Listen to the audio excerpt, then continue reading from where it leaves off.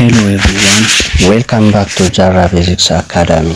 Today we are going to solve Physics Grade 12 Exercise 4.4 from Unit 4 Electromagnetism.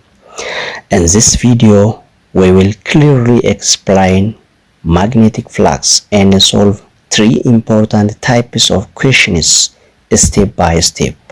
So let's begin.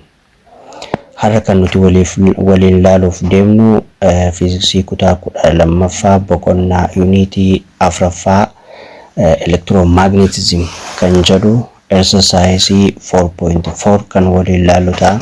Question number 1, define magnetic flux. Magnetic flux ibsi.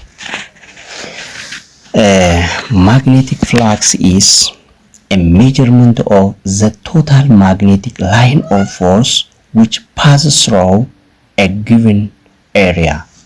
Flux magnetii jechuun lakkoofsa sarara dirree magnetii kan dirra bal'ina tokko keessa darbu jechuudha. So magnetic flux equals to B times A times cos theta. Flux magnetiidha qixxeetaa dirree magnetii baay'isuu bal'ina dirraa baay'isuu cos theta ta'a jechuudha.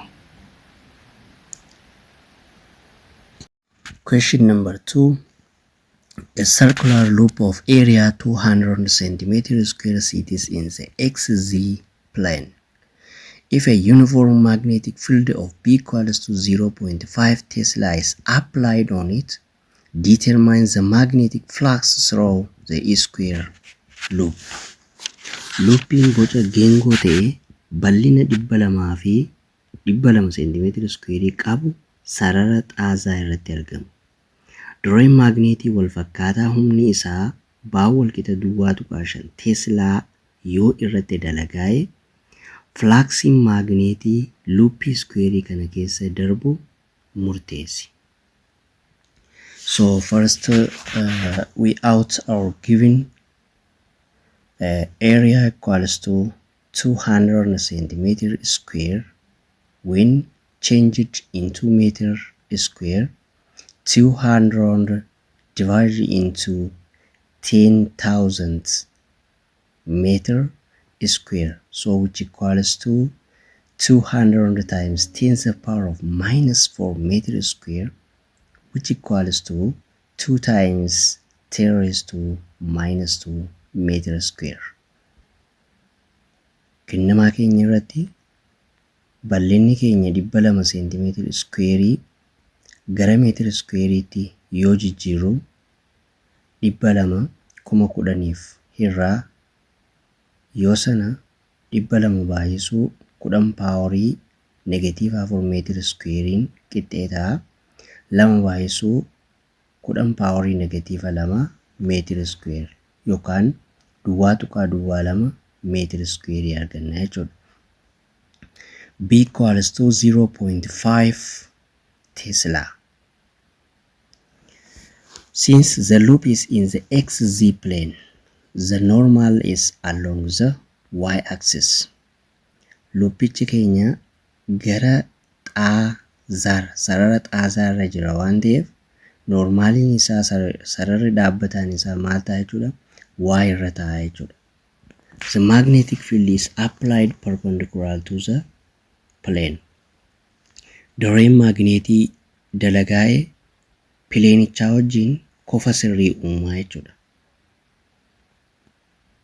Kanaaf 90 degree irrisuu 90 degree qixxeetaa 0 arganna jechuudha. Dirreen magnetii pileenii sanaa wajjin degree 90 waan uumuuf kofti nuti argannu 0 ta'a jechuudha. So our theta equals to 0 degree. Then our record is magnetic flux. Solution: magnetic flux equals to B times A times cos theta. Flux magnetic theta dirree maagneetii baay'isuu bal'ina baay'isuu cos theta ta'a jechuudha. So our magnetic field is 0.5 Tesla times our area is 0.02 meter square times cos 0. Cos 0 is 1. So 0.5 Tesla times 0.02 meter square is 0.01 wave. So our answer is 0.01 wave. Duwwaa tuqaa 5 baay'isuu duwwaa tuqaa duwwaa 2 meetira square baay'isuu cosii 0 walitti baay'ifna. Cosii 0 jechuun tokko. Kanaafuu duwwaa tuqaa 5 baay'isuu duwwaa tuqaa duwwaa 2 baay'isuu tokko jennaani. Duwwaa tuqaa 5 baay'isuu duwwaa tuqaa duwwaa 2 duwwaa tuqaa duwwaa tokko arganna jechuudha. Kanaafuu deebisaan keenya duwwaa tuqaa duwwaa tokko weebii ta'a jechuudha. Question number 3. The magnetic flux is maximum when the angle between the magnetic field lines and the line perpendicular to the plane of the area is A 0 degree, B 90 degree, C 45 degree, D 30 degree. Flaksiin maagneetii guddaa kan ta'u yommuu qofti sarara dirree maagneetii fi sarara dhaabbataa bal'ina sanaa gidduu jiru meeqa ta'uudha? A yommuu duwwaa ta'u, B yommuu 90 degree ta'u, C yommuu 45 degree ta'u, D yommuu 30 degree ta'u. Flaksiin maagneetii kan inni guddaa ta'u yommuu qofti sarara dirree maagneetii fi sarara dhaabbataa bal'ina sanaa gidduu jiru 0 yoo ta'e dirreen maagneetii guddaa ta'a jechuudha. Sababni isaa magnetic flux equals to BA cos theta. Cosiin kan guddaa ta'u cosii 0 irratti jechuudha. Cosiin 0 dha tokko ta'a. When the angle between magnetic field and the line perpendicular to the plane of area is 90 degree, the magnetic flux is minimum. Yommuu qofti sarara dirree maagneetii fi sarara dhaabbataa bal'ina sanaa gidduu jiru 90 degree yoo ta'e flaksiin maagneetii sun xiqqaa ta'a jechuudha. Flaksiin maagneetii kan inni xiqqaa ta'u yoo sararri dirree maagneetii fi sararri dhaabbataan bal'insa sanaa gidduu jiru. Question number 4. A magnetic field of 2.5 Tesla passes perpendicular through a disk of radius 2 cm. Find the magnetic flux associated with the disk. Dirreen maagneetii ciminni isaa 2.5 Tesla qabu diskii tokko kan raadiyesiin isaa 2 cm ta'e keessa darba. Flaksiin maagneetii diskii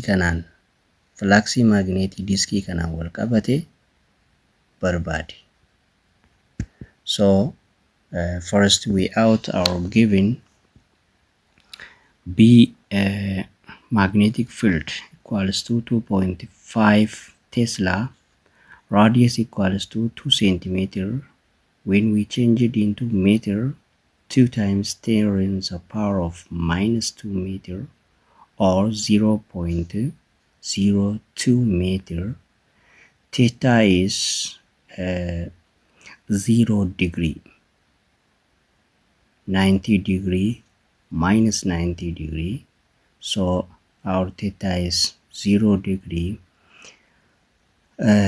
So area equals to pi r square.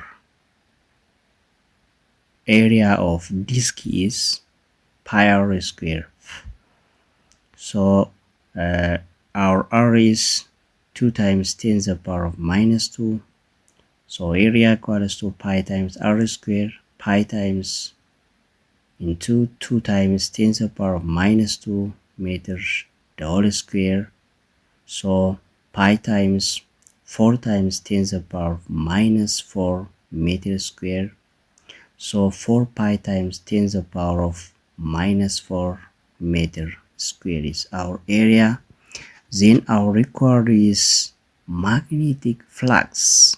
Solution: magnetic flux equals to magnetic field times area times cos theta.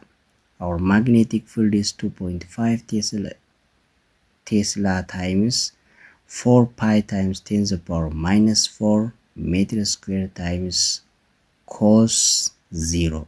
Cos 0 is 1. So 2.5 Tesla times 4 pi times 10 to the power minus 4 meter square. 2.5 times 4 is 10. 10 pi times 10 to the power minus 4 wave.